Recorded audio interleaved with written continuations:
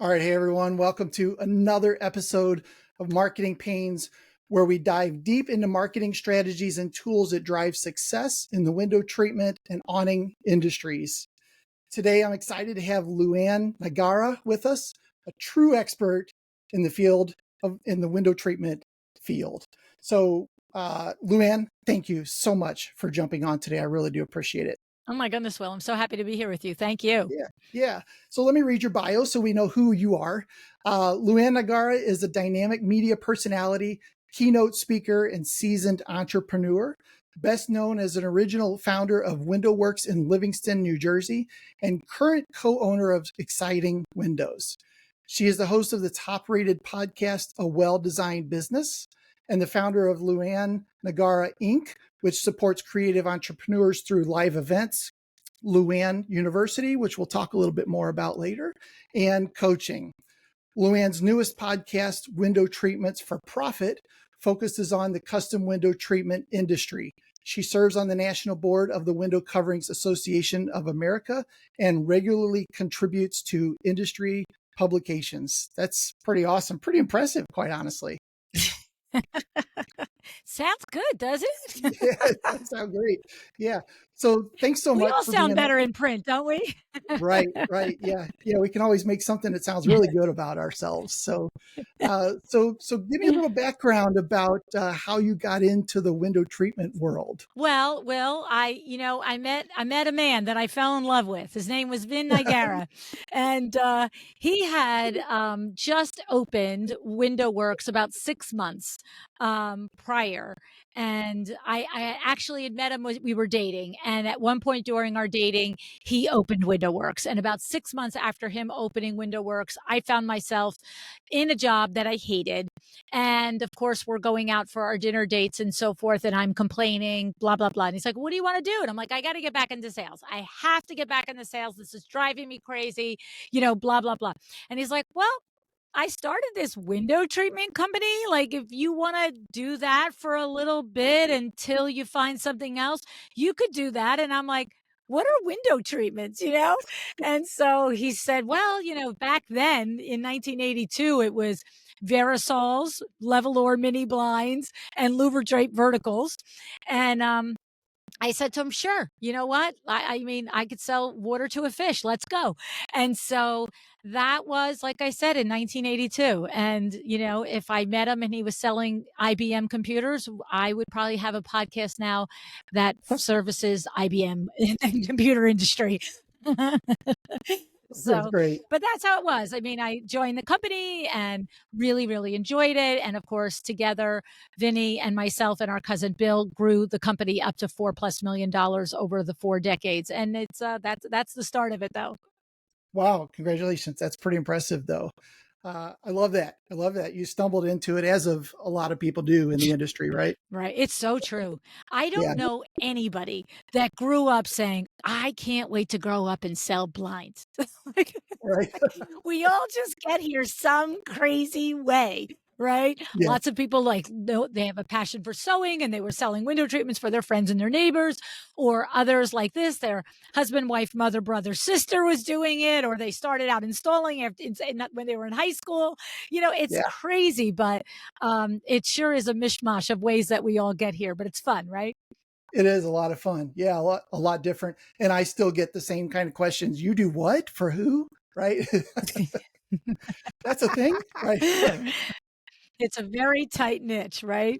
Yeah, it is. So, thank you for that. You've got quite a resume.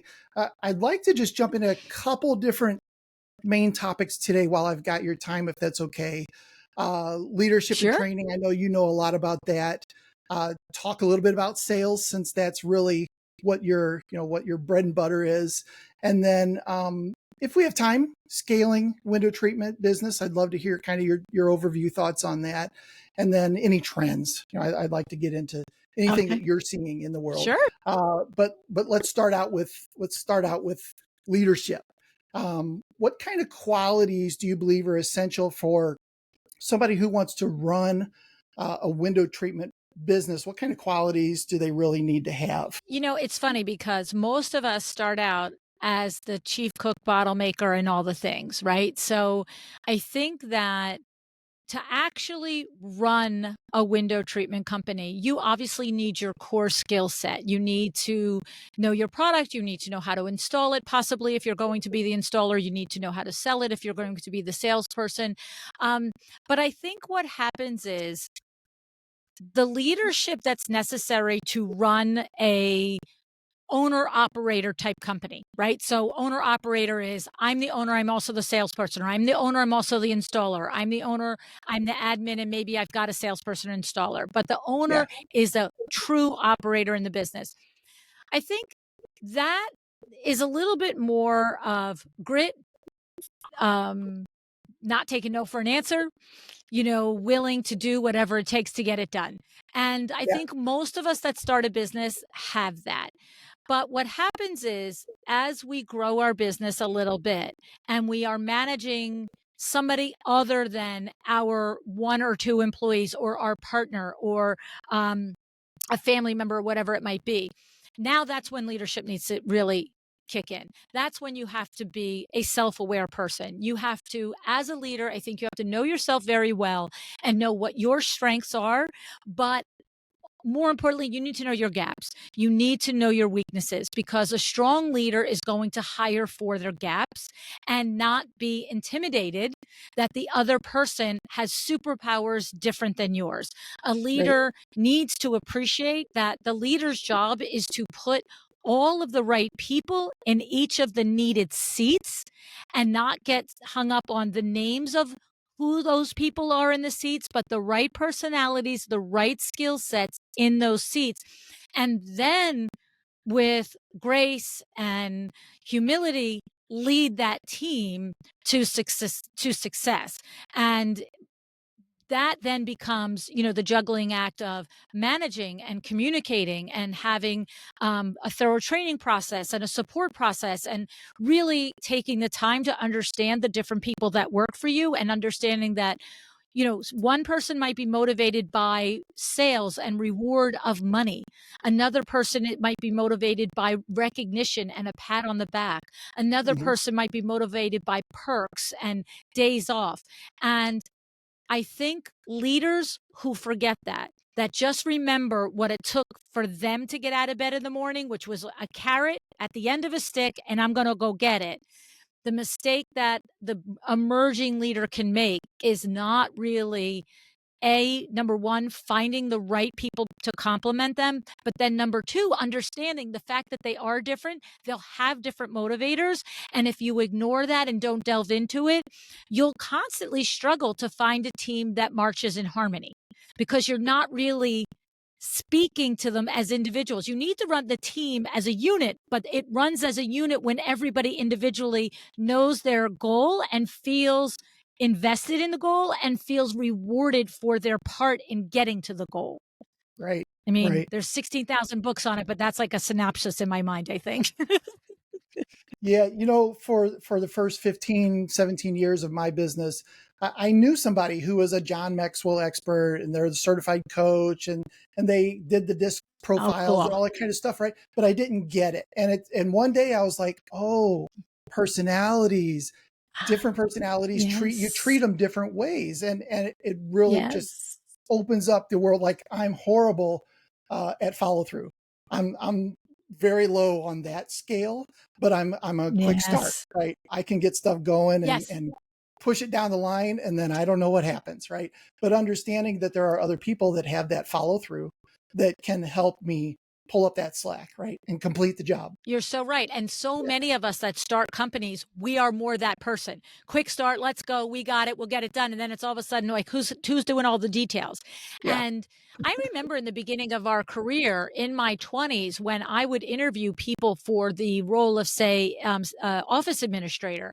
I remember so often making the mistake of, in the interview process, tossing back the people who were more quiet, that weren't as gregarious, that were more thoughtful, that it took them longer to respond, because it's not it's not my groove. Like, I walk fast, talk fast, do things fast. And when you then hire somebody who's like you, I was learning, oh, I got somebody like me that, and the thing is, that's the mistake of the beginning mistakes of leadership. It wasn't like I had the wherewithal as a young leader to be saying to myself, oh, you hired somebody very much like yourself, LuAnn. This is a sales personality. This is an outgoing personality. No wonder they're not doing the details in the office. I would just be like, I don't understand why you don't do the details. I don't understand why you don't get the orders done. I don't understand why you're not checking confirmations.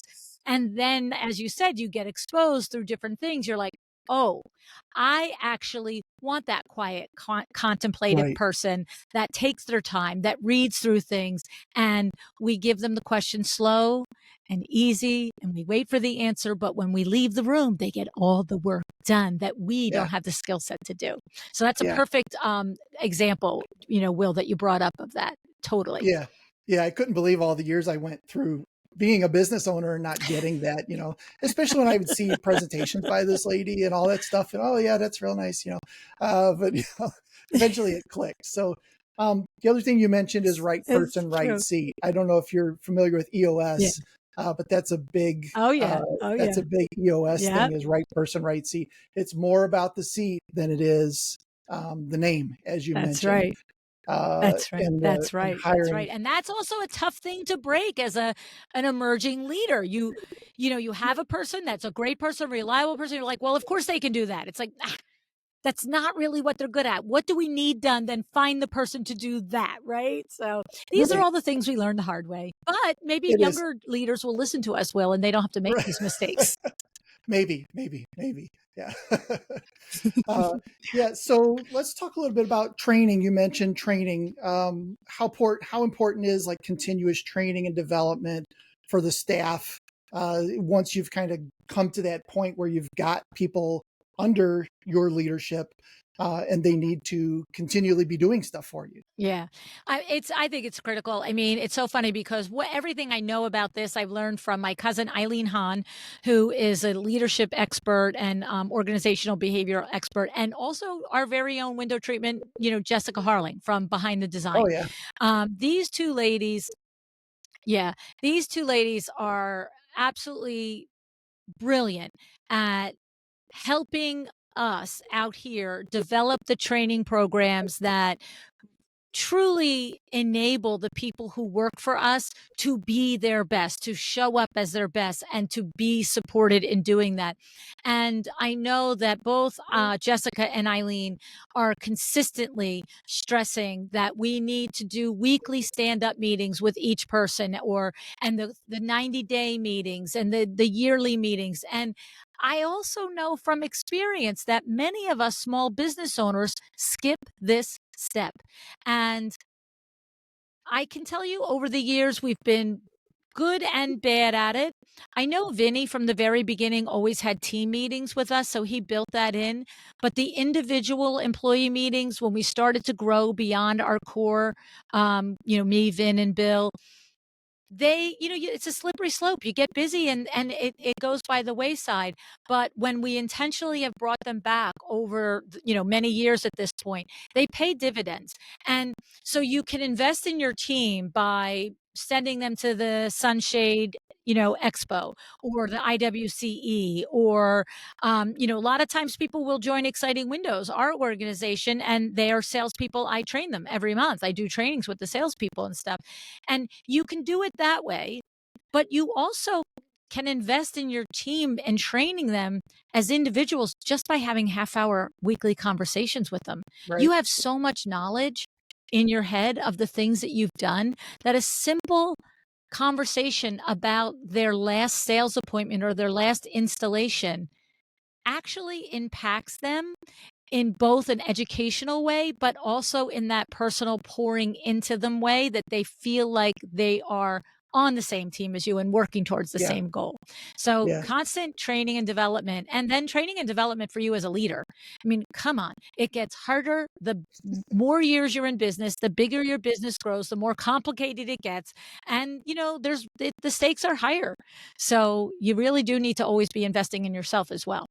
Yeah, great. That was my next question, was what about as an owner, what kind of coaching should you seek out? I think it's one of the best things I ever did was realize that I don't know it all and that I need somebody to help guide me down the path, hopefully to success, right? Yes, yeah. I mean, that's our whole mission at Exciting Windows is helping window treatment professionals build a better business. And, we have businesses in there that are doing $200,000 a year gross revenue to 10, 15, 20, $30 million a year. So we have workrooms, we have retailers, we have, all the things. It's all the different business models. And it is so enlightening when you get to spend quality time with someone that is 2 steps ahead of you on the path. So if your business is doing $500,000 a year and you have a goal to hit 750, to be able to spend quality time with somebody that's at 750 or a million, or I remember when we joined Exciting Windows, we were doing 1.8, and the conversations that we were having with the businesses that were already involved. I think of Galaxy Draperies and Rick Baker, who was hitting 3 at that point. And it Yeah, was like, wow, everything he's going through, we're about to hit. And so that you don't know, you don't know what you don't know. Take that to the bank. You don't right. know what you don't know. And why invent the wheel when you can invest in yourself with coaching or through the different things that are available in the industry to cut the line and go to the head of the class. You know what I'm saying? Yeah, for sure. And a lot of times they'll have resources for you and things. Oh, I've done that. I know how to do that. Just go do this. So it saves on the research side too of how in the world do I solve this problem? You've got a coach or somebody to help you through it. Exactly. I love that. Exactly. That's awesome. 100%. Yeah. What are your thoughts on weekly meetings with like your sales team around like going through the leads? Hey, let's look at these different leads. Why did we get this one? Why did we lose this one? What do you think about that? 100%. Oh, yeah. We have standing Monday meetings. First is the team meeting. I'm no longer an owner of WindowWorks, but Vin and I kind of hover as chairmans of the board. And so I still continue to attend the Monday morning team meeting and then the Monday morning sales meeting that follows that immediately Okay. after the team meeting. And it's exactly what it is. We are going back 2 weeks and every single lead you've been on, sold, problem, issue, something that went good, something you need help with. We're looking ahead at the next week. What's on the plate? What do you've got? Every single Monday, we are reviewing our company sales to date versus last year. At that Mhm. point, we are reviewing our company month to date sales versus the goal for that month versus where we were last year at that point. And we are personally reviewing each salesperson's sales to date versus their goal for the year and versus where they were last year at the same point. And so it's a constant reset and reevaluation. And I have to tell you, we've had on more than one occasion remarkable things by our salespeople that have happened just because of this meeting. So I can recall it was, I don't know, I'm so bad at numbers, but let's just see if I can try it. So let's say it was probably in May and we were at a sales meeting. It was the last Monday of the month. So whatever month it was the last Monday of the month. And we had 5 selling days left because we don't work on Saturday and Sunday. And the following Monday, whatever it was, started a new month. And we were something like 160,000 under goal with 5 Okay. selling days left. And we're all like, whoa. Right? Like the whole sales team is like, what you talking about, Will? It's like, right. And so I know how we've overcome this in past years. And I said, okay, time out. Let's just take 5 into 160,000. And of course, there's a number. You don't think I know it, right? And then I said, now take that number and divide it by the 4 of you. There's 4 of you. And when it came down to it, it was something like each salesperson had to do like $7,300 a day for Right. 5 days in a row to get to that goal. And if you're trying to add that math up, I made it all up in my head. It's not going to work. But I'm just saying, ultimately, what worked was it was like 7,800 a day. And then I didn't even have to say it. They all were like, oh, That's like one great sale a day, Right. right? And I'm like, guys, you should be able to go back through your unclosed deals and dig that out of the hat without even a big shovel up the hill, right? Yeah. And do you know, the following Monday, we sat there and they killed the goal. But if you were just like, oh my God, there's 5 days left of the month, we have to hit under 60,000 in sales, we're never going to do it. Everybody cry a river, call your mama. I don't know what we're going to do, and just go about your day. But now every day, like I'm walking through the building the next day, I'm like, okay, where you at? Did you hit your 73? Then one person like, I hit it. I'm like, that's great. I did 16.5 yesterday. Great. Okay, do it again today, blah, blah, blah. And so tracking data, monitoring data, having conversations about data, taking the boohoo skittles about the data out of the room and putting it into a manageable bite size chunk that you can handle is all the difference in the world in like going down with the ship or succeeding, right? Yeah. Yeah. And you can do this whether you have one salesperson or 10, right? I mean, it doesn't matter the size of the company. You should still do it. For many years, I was the primary salesperson at WindowWorks. We had in the beginning 3 showrooms, and I was the salesperson for 1 showroom. Then I became the salesperson for 2 showrooms. And when I tell you, literally just about every morning at breakfast, my beloved husband would say, your sales goal for today is like, and almost every night at dinner, he'd say, did you hit your goal, sweetie? You know what I'm saying? Like, That's funny. no, I mean, it was just like there was no world where we weren't aware on a daily, weekly, monthly basis what we were going after. Because if you don't set a sales goal, you're not going to get a sales goal. Yeah. Like, what do you know what I mean? Every day is just up for grabs. And, oh, this was a hard day. I think I'll pack it in at 4. But if your goal is 7,300 and you are at 0, you're not packing it in at 4. You're like, I got 2 hours left on the day. I got to get stuff done. Right. I love that.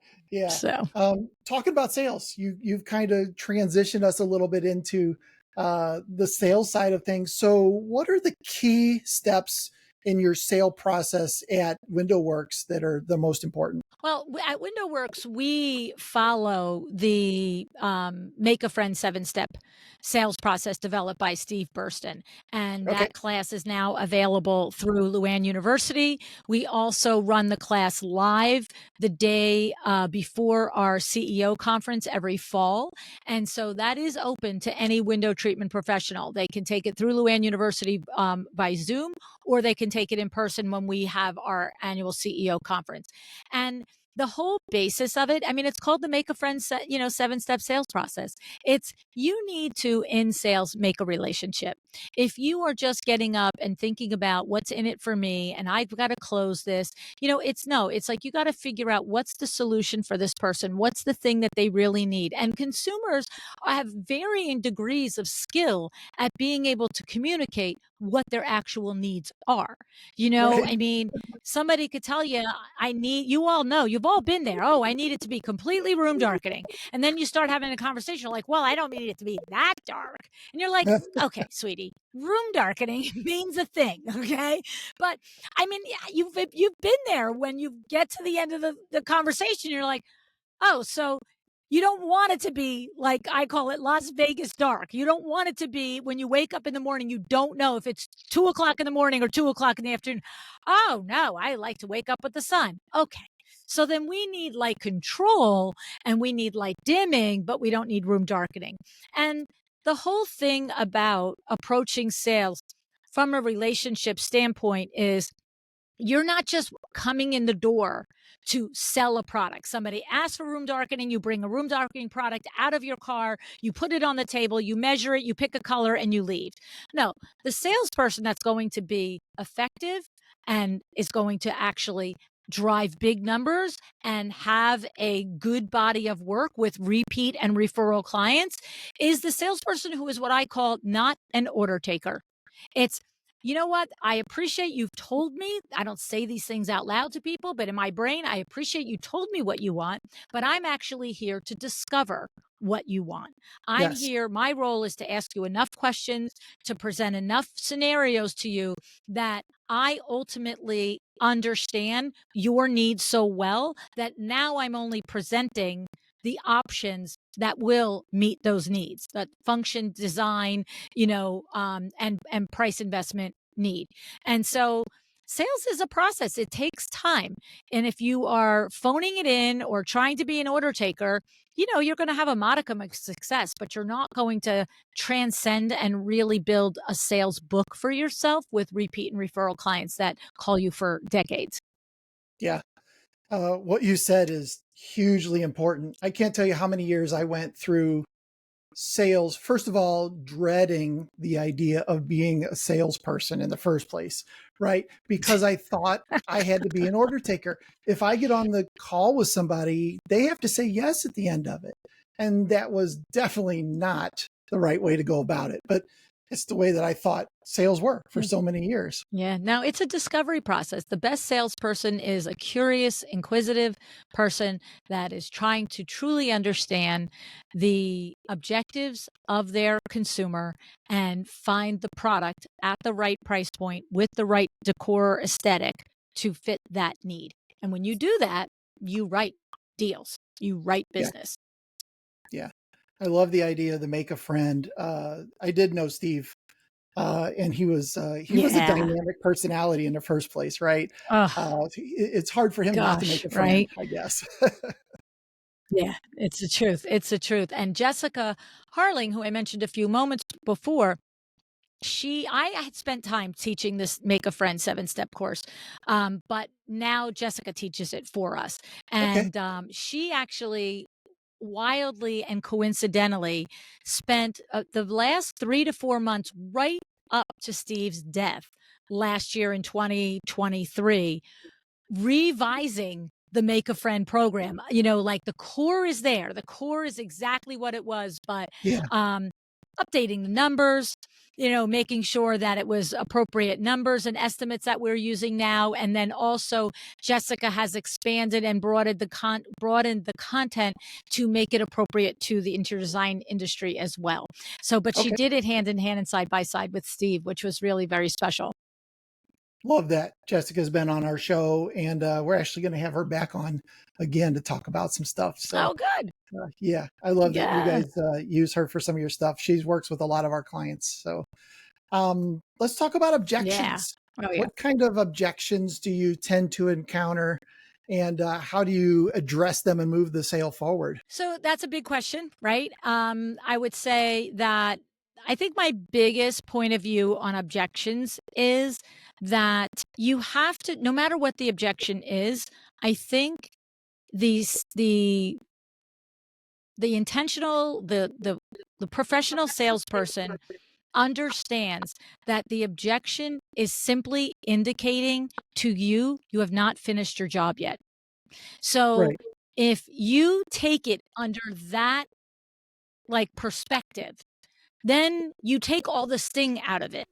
If you have an objection, whether I have to ask my husband or I don't think the price is right, or I don't care what it is, if your brain says, oh, I haven't completed my job, I haven't finished, something is undone here, then you move from, holy cow, what am I going to do? This is crazy. I'm pissed and blah, blah, blah, to, okay, what's my step back? Where do I have to go back and regroup?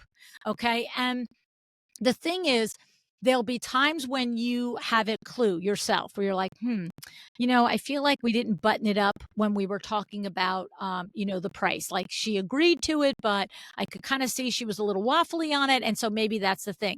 I always tell salespeople is ask the question. What exact, people say, whatever, we're in a conversation.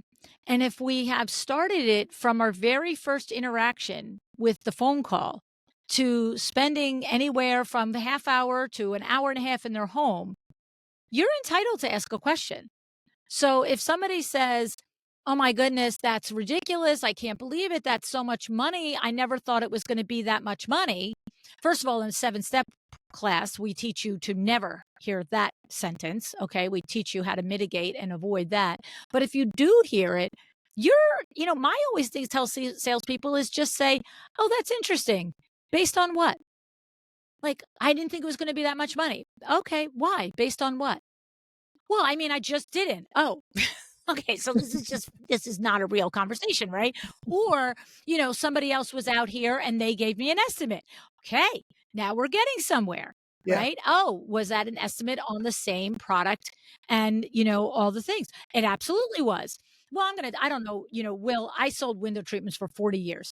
I'm gonna tell you what, if 20 times somebody told me they had an estimate for the exact same products, exact same things that was lower, I'm going to tell you maybe 2 times out of 20 it actually was an apples and apples quote and Right. lower. Yeah. 98% of the time it is not. It is. I had somebody recently, I actually had to come out and do some window treatment sales 2 winters ago. Kimberly, our number one inside sales person at WindowWorks, was on maternity leave. And I was like, "Oh my god, I gotta, like, dust off and go do this again," right? And I had given an entire quote, right? I had given an entire quote to for a townhouse locally here for a designer who then presented it to his client, and he comes back with this crazy email. Oh my goodness, I can't believe it. I'm so embarrassed. My client's got a quote. Your quote is $24,000. Their quote is more than $5,000 less. How could you put me in this position? And I'm like, you know what? Take a chill pill here. Why don't we Yeah. just relax for a moment? And so I don't respond in the email. When somebody's upset, I'm not coming back in an email. So when we talk about objections, this is a huge objection. So I'm picking up the telephone and I'm saying, hey, this doesn't happen. I'm around the bush a couple of times. We are fair and we're competitive. You need to get me that quote. And because now I can talk level with him, I'm not talking direct to the consumer. But even to the Right. consumer, I would have said, hey, I understand.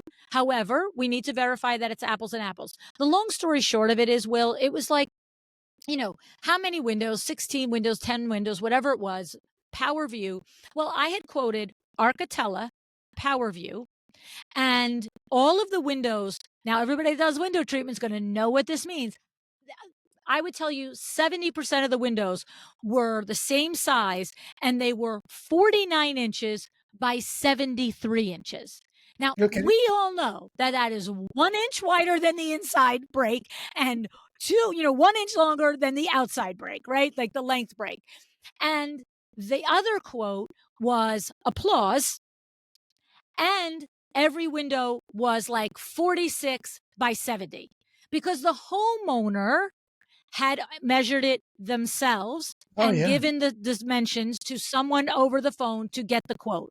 And now that doesn't mean a lot to people outside of our industry, but everybody listening knows Arcatella motorized to applause motorized with a width and a length differential on 60 or 70% of the windows. This is no wonder. So it's like, my thing is take your objections, whatever they are, as the opportunity to do more digging. Just stay calm, stay in the moment, stay relaxed, stay non-confrontational, stay curious, right? And just say, that's interesting. Help me understand. How could that possibly be? That's not normal. We're in business many years. We're fairly priced. And then ask for the quote. And most people are making it up. They're making it up. Oh, Right. well, I mean, I just did. Oh, okay. Well, did you really then? That's awesome. I remember years ago when I was getting into sales, and of course I was scared to death, right? So somebody had a set of flashcards, and basically it was, if the customer says this, reply with this, right? And it was great. At first, I thought this was the greatest thing ever, but what I quickly realized was I was missing the piece about making the friend. And it became more of just a robotic thing. And most times it just made it worse, right? It wasn't making the That's sale any right. better. Yeah. It was just, oh, this guy's No, this you guy's have to a robot. listen. You have to listen. Yeah. Yes, you have to listen. And the thing is, when you're listening, you're getting the cues for what the actual pain points are and what their motivators and drivers are. And if you're too busy getting ready with your next question or your next answer without truly listening to what they're saying, you're missing every opportunity that would enable you to get to a resolution and get to a good sale for that person. Right. Yeah. Yeah. Any good tips on kind of closing the deal, negotiating techniques that maybe have worked well for you? Here's the biggest one: ask for the money. So many people get up to the point and they don't ask for the money. Like, how would you like to pay for this? Do you want, let's get this started today. Are you ready to go? I mean, that it sounds simple, but that is, I would tell you, if anybody is, if they are not closing at about 60% of their leads, the projects they go on, they probably can raise their closing ratio by 8 or 10 points if they just pay attention to how many times they're like, okay, well, I guess you'll call me, you'll let me know, or, if you this, or I'll email you. It's like, just ask for the check. So, Yeah. and then negotiation is, again, that is a listening process. I have a presentation that I do on successful negotiation. It's based on my dialogue framework, and there's 8 steps to it. You can't skip any of the steps, but the steps are easy to learn when you think of them as a human. Like, to your point, it's not flashcards, right? You've got to, at each step, Right. engage as a human. And when you're negotiating with somebody, you've got to first hear what they're saying. And then you have to reframe and qualify for them. This is what I understood you to say. This is what I understood you to want. Is that correct? And sometimes you're right. And sometimes you're like, whoa, I missed it. And then they tell you again, and then you reframe again. And then you're looking for the meeting ground. You're looking for the thing that you can both agree on. Sometimes it's a negotiation of money. A lot of times it's offering more services. If I add this to the pot, are we good to go today? If I add, if I can also provide this, would you do the project with me today? That sort of thing. Like, we have so many things at our disposal, offering to do free paper shades, offering, all kinds of offering a free install, offering an extended warranty. If I put this Yeah. in, but the thing is, if you're offering the person, free paper shades, who just said to you, after we're done the sales appointment, I'm going to my beach house for a month. Will the shades be ready when I get back? What do they care about paper shades? They don't care about paper shades. So, but that's the thing. That's what one of the places that salespeople will make a mistake is, A, for not asking directly for the sale, but B, not paying attention to what actually is the motivator and the thing that a person wants. So when it comes time to negotiate, you either offer that or you take it away. You say, well, at this price, I was willing to give you that. But if you want me to go to that price, I got to pull that off the table. And if you're Right. pulling off something off the table that they don't need, well, then you just gave your price away. But if you've been listening and paying attention and you know what they need and you pull it back, well, I want that. That's great. Then let's go ahead with this agreed upon price. You know what I mean? Look, Yeah. we negotiate all day long. We negotiate with our kids. We negotiate with our spouses. All you got to do is do it with your consumer, with your ears engaged, and it's so much easier. Yeah. Yeah. The one thing that I didn't hear you mention was defaulting straight to discount or a percent off, right? Oh, forget It that. sounds like That's no. we can add these things on, as an additional value add for you if Yes. you're willing to close today, versus just defaulting to the passive position of, okay, would you like 10% off, please? Please take my deal. Right. No, yeah. You can count on 2 hands the number of times I have taken money off a deal in 4 decades. Right. And if and when I do, I'm getting something else. I'm getting something else. I'm never just like, "Oh, you asked for 10 off? Okay, you can have it." It's like, "No. We gotta have a conversation about this." I have to, even if I'm not getting something else, I have to be able to justify it to them in a way that they understand it wasn't just an arbitrary, I took $1,000 off or $100 off or $10,000 off, because that just leaves such a bad taste. Anytime I'm on the other end of a sales process and somebody easily, quickly will just lower the price, I'm like, wait a minute. So if I didn't say, but I Right. overpaid, like, Yeah. I cannot stand that. And so it's I am against discounting in a negotiation as a first level, second level, third level thing because of both things. I'm inherently competitive and I want my dollar, but I also know it just cheapens our reputation and our Does. company for no reason whatsoever, and you lose the respect of that consumer. And so those are both very powerful motivators for me to continue to up my skill set as a salesperson to do better. Yeah. Yeah. I love that. Never devalue yourself for no reason at all. Right. That's silly to do that. No, Um, because it I doesn't like, feel good to the other person either. That's the right. thing. Yeah. Yeah, definitely. They're going to immediately have a slightly different thought about the service they're getting, even, Yeah. weeks later at the Yeah, install. They're they're like, happy well, about saving the money, but that you've just got a ding to your reputation with them. yeah, That's the truth of it. yeah, yeah. Cool. So I want to switch gears a little bit and talk about scaling real quick. What advice do you Sure. have to business owners that are looking to scale their businesses up? What pitfalls should they be aware of? Well, here's the thing. It is an absolute non-negotiable that if you and first of all, I believe every business should have documented SOPs.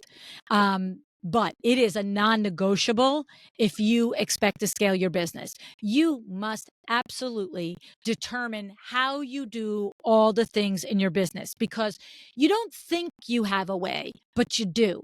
You do, even if you have been a solo entrepreneur with one person answering your phone and one person installing for you, you have a way that you do it. And the second that Right. you mistake that you're going to hire one other salesperson or one other installer to come in and do work with your company, and you have not documented your way, you are going to consistently like have these trips and stumbles where the other people on your behalf are not going out and behaving and delivering to your consumer what you have set as your standard. Yeah. We can have 1,000 window treatment companies, we can all do it a different way, but within the company, if I have a deliverable of my sales experience or my installation experience, and every installer and every salesperson that works for me has to deliver it the same way. Because if Sally Smith calls, Bill's Blinds, and they have one experience, and then she refers her sister, Karen, Sal, whoever, to Bill's Blinds, and she has a different experience, the two sisters are like, what company did you work with? Like, they did great by me. Well, they did horrible. They never called me back. And that just messes with your brand. It messes with your profitability. And what happens is, internally, you're just looking around going, what's going on? Why is the business not growing? And it's because you haven't set the stage for growth with a very thoughtful look at how Right. do you do it. I mean, as simple as, how do you answer the phone? Like, that is like the silliest example, but it is Yeah. so true. Everyone should answer the phone the same way. And I don't care if you say, hi, it's Bill's Blinds. Can I help you? I don't say it's Bill's Blinds. It's a great day. I don't care what you say. But if you all answer it a different way, that automatically tells me you have no way of doing anything, Yeah. because you haven't sat and figured out what you stand for, how you do it, and how you will deliver your client experience. And so if you want to scale, you got to lock that down. Great example. We had a client who one of the salespeople was answering hello, hello, and that was Oh it. my And God. they're like, oh my Oh my God. God. It's my pet peeve. Yeah. Oh my God. That's my pet peeve. My thing is your name and the company name. You have to say both of them somehow, some way. Yeah. Yeah. Like, I can't stand when I call a company and A, they don't say their name. So I'm not like, did I dial right? Is this right? And then B, they don't say their name. I don't want to say, what's your name? Because you know what Right. happens when you say, what's your name to somebody? It sometimes feels aggressive. Right? Yeah. Like when you are dealing with somebody on the phone and they are like, oh, okay, I'm going to have Will call you back or whatever, like this. If they haven't shared their name already with me and I go, okay, that's great. What's your name? It almost feels like I'm getting your name. So if Will doesn't call me back, I'm telling him you didn't Oh, tell yeah, me. yeah. Right. And it's like, witness. And that's not what you want. You just really want to know who the person is so you can say, I spoke to Sally earlier, Will, she's great. Right. So it's gotta, like, it's such a simple thing. But Yeah. it is, you just hit on one of my pet peeves. It makes me crazy. We've got a fast food place here in town that does that. You pull up and they say, welcome to, I think it's Culver's. Welcome to Culver's. This is Sally. How can I help you? You know, something like that. And of course, my response is, Right. hey, Sally, I'd Right. like the triple cheese, you know, whatever. But it feels a lot more Exactly. personal just because of that. Right. Exactly. Exactly. Yeah. So, how can window treatment companies leverage technology? My favorite thing in the world, right? How can they kind of leverage technology to build those SOPs and some of those things that they now realize they need to do? Yeah. Well, I mean, there's so much out there, right? Like, so whether, first of all, I think every window treatment company, no matter what size they are, should have some vehicle for capturing their consumer data, right? Right. Some sort of CRM. So, whatever you use, I don't care. I don't care if you use an Excel spreadsheet. Honest to God, I don't care where your level of tech is. Of course, I love it better if it is some sort of level of tech that you're capturing all of the information about your existing consumers, the leads that you didn't sell, all of that stuff, and then you can then tag and do email marketing through it, all of the things that I know are your superpower.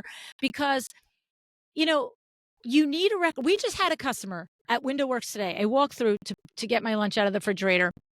And Kim says to me, Lou, Patty Ahmad, what did you sell her the last time? And I just looked at her. I was like, wait, what? And she said, yeah, she's on the phone.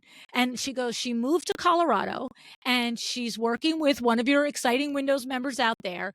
And she just realized they're coming to see her tomorrow. And she wants to know, what did you sell her? Now, I'm going to tell you what, the first time I sold to Patty Ahmad, she built a house in 1989. Okay. Okay. I remember it because my daughter was 6 months old and her daughter was 1 month old. And they ended up, we lived in different towns. And 10 years later, we all ended up moving to another town and moving to the same town. And when Oh, we wow. moved to that town, she built in that town and we did window treatments there. So she has been my customer since 1989. And the thing was, I said to her, I said, listen, most of the work that she did was cell shades. I said, I think in a family room we did woven woods. I said, we did exterior roller shades, probably maybe 10 years ago. And Kim goes, you know what? Let me look it up. And there she goes. She goes into our CRM and she pulls all the orders out. Now, we didn't have the orders from 1989. Not quite Right. as savvy in 1989, but we did have the orders going back as far as like 2005. And so, like, your CRM is, look, if you use Solitech to quote and place your orders, I love Ray, love it all day long. These are things that can increase your efficiency. If you're Yeah. using ClickUp or Monday.com or Airtable, all things that can increase your efficiency. But for me, if you're not tech savvy, the non-negotiable is some form of a CRM to capture your consumer data and enable you to continually email and stay in front of them throughout the years. Yeah. Yeah, totally agree. One of the big things that helped my business grow was we built a system called Lead Boomerang, and it is a CRM on steroids. It Mm. handles the lead, whether they come from a Google My Business or they come from your website or they just used your chat widget, whatever it is, everything goes into this one place. You have one central location to do all that. Uh, it's it's by far the biggest, most important tool that our clients have. Yeah. It's 2024, folks. It's Right. non-negotiable. Fair enough. Fair enough. I'm older than dirt, and even I know that. Yeah. Yeah. So as we wrap up, thank you again for all of your time that you spent. I really do appreciate it. Wanted to ask you about emerging trends. What are you seeing specifically for our industry, and how can business owners kind of take advantage of these trends? Well, I have to say, I feel like look, the outdoor space, it's been on fire since COVID. Okay. So I don't know that I would actually call it so much an emerging trend. I mean, WindowWorks, Vin started selling exterior awnings in like 84. Okay. 1984, he was like, oh, our mission is to filter light at the window, he said. And he's like, what's the difference if we do it from inside or outside? But absolutely since COVID. And the thing about it is the reason I use that as an emerging trend is because I think anybody that reads Window Fashion Vision, that is in the industry, goes to the events, the Sunshade Expo and all that, you probably all went, okay, snooze. But my question is, how many of you are actually leaning into it and selling exterior products? We have a member at Exciting Windows that at the beginning of the year, we were all having a conversation about, exterior products. And Vinny has just been hammering, guys, it's been a thing. It's a thing. If you don't get on it now, you're behind the thing. Like, you got to do it. And this one business went from averaging $200,000 a year in gross sales to this year is projecting at 800,000. And the difference in the gross sales is exterior products. And it's a woman-owned business. And so she just looked at Vinny and she said, okay, I'm going to do exterior shades, where I'm going to do exterior awnings. And we have at our conferences are sponsored by companies that do exterior shades and exterior awnings. And so our members get a chance to meet these companies, see the products in person. But so my thing is, my daughter, I used to always say the cliches, the thing, whatever it is. And she's like, Mom, that's such a cliche. And I'm like, it's a cliche because it's true. So when everybody's like, oh, snooze, exterior products, my next question is, and how many have you sold this year?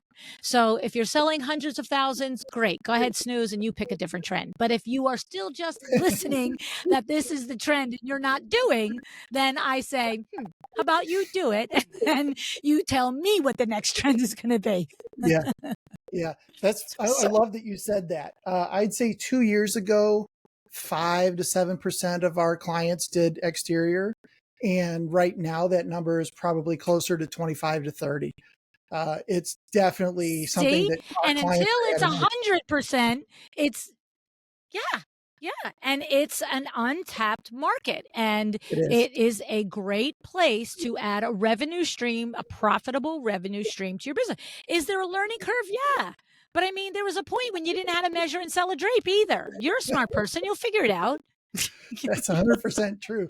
And that is an argument I hear is, oh, I have to hire installers or train installers to do something totally different. Okay, well, then do it. I mean, you did that. Yeah. And you know what? There are products that require a different, learning curve for an installer. But you know what? A good technician is a good technician. They'll figure it out. They will. Yeah. And I think if we start talking about margins on the exterior stuff, that might get some of their attentions too. From what I understand, they're a little bit higher. So that's a motivation. Well, and also too, at this point, right. And when you talk about it as being an emerging trend, there is an opportunity to not have 15 quotes on the, in the project, Yeah. Agreed. So. Thank you. I really am glad that you said that.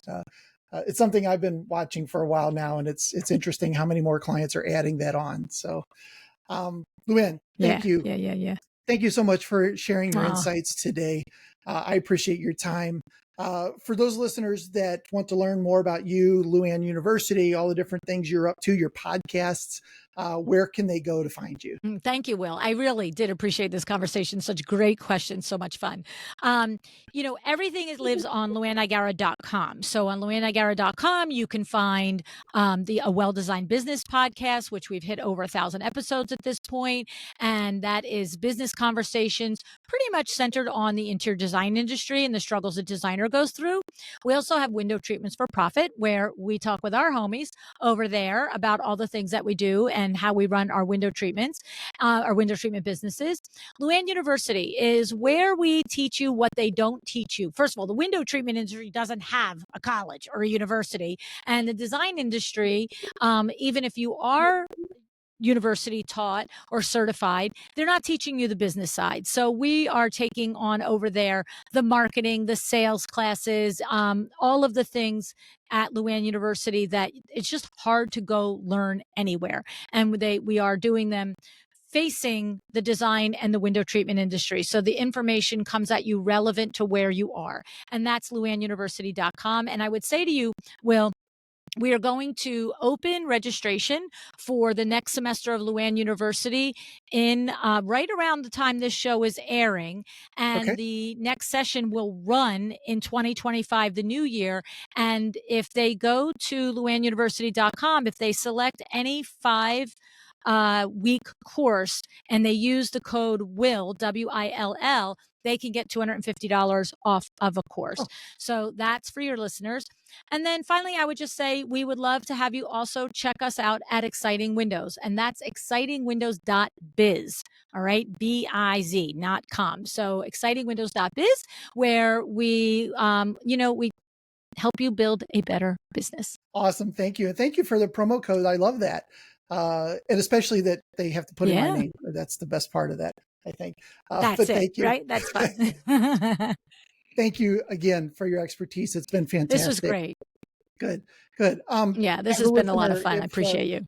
Yeah. As a listener, if you've enjoyed today's episode, don't forget to subscribe to Marketing Pains for more engaging discussions on window treatments and awnings, the businesses, the marketing, all the different things that we have to do every day. And until next time, stay inspired and keep enhancing your spaces. LuAnn, thank you so much for being on today. I really do appreciate it. Thank you, Will. Hey, that was fantastic. Let me hit the stop button here. Great. Thank you.